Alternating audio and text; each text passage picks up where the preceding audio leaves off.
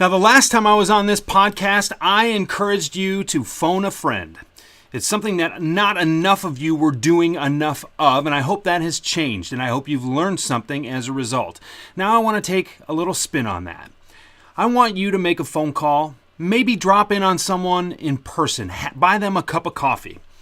But I want you to ask someone close to you who knows what you do professionally and has a good idea of how you do it. And I want you to ask them what they think you do differently than the other people that they see doing it. Okay? I want you to ask a close confidant, someone in your company who understands the way you do things.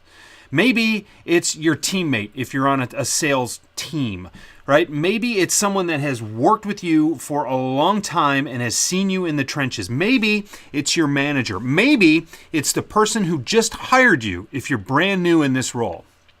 I want you to ask them what they think you do differently. Why?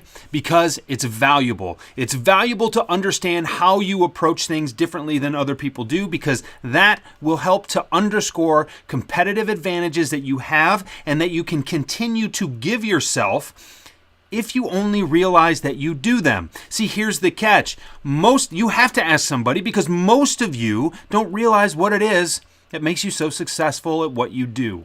You take those things for granted because that's the way things come naturally to you. Maybe that's the way someone taught you, and your default assumption is that that's the way everybody does it.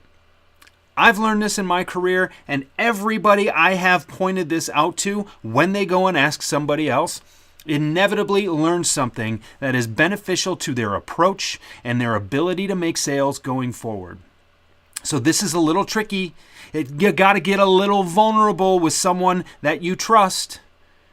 And you have to ask them what they see you doing that is different from the other people that they see doing it. This kind of information is invaluable to you if you can use it. But you can't use it unless someone tells you, and no one will tell you if you don't ask. These kinds of conversations are brilliant. They're a lot of fun to get into. They're a tremendous resource and a tremendous value to you as you start to think about the things that you talked about afterward.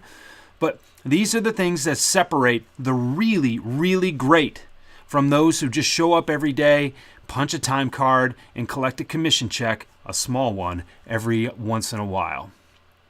So reach out, ask someone for help, and the dividends will make themselves apparent very quickly.